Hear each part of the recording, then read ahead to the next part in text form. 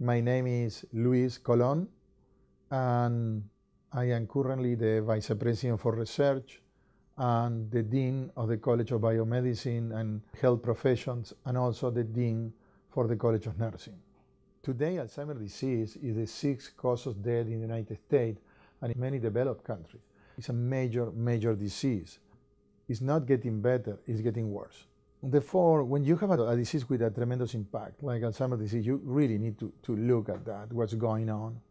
Alzheimer's disease is a disease, of course, that affects the elderly, affects the aging people. It's the most frequent type of dementia. You begin to have some memory impairment, but that impairment gets worse, and sudden function worse and worse until you get demented, and you cannot be an independent human being anymore.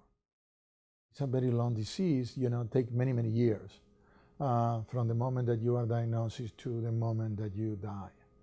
It's a bad disease, more prevalent in Hispanic and African Americans.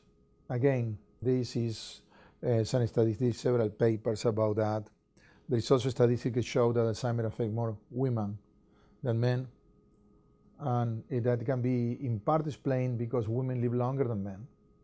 But still, there is a difference. If you compare the ages, still match women and men, women still have a little bit higher prevalence of Alzheimer's.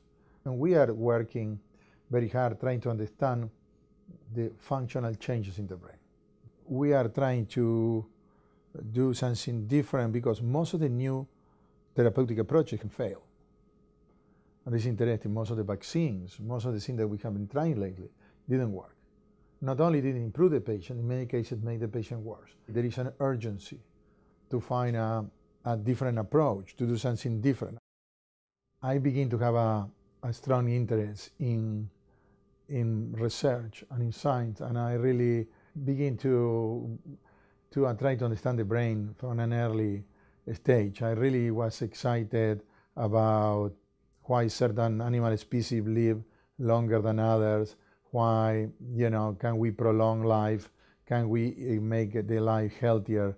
And I was reading a lot of magazines that my father, that was a professor in the university, was getting, and really thinking that maybe I could be a researcher. Because in my country, in that moment, we didn't have I would say, a great college of science, and most of the neuroscientists were within the School of Medicine. I decided to enter in the career of medical doctor, and I finished that, but I always want to do research.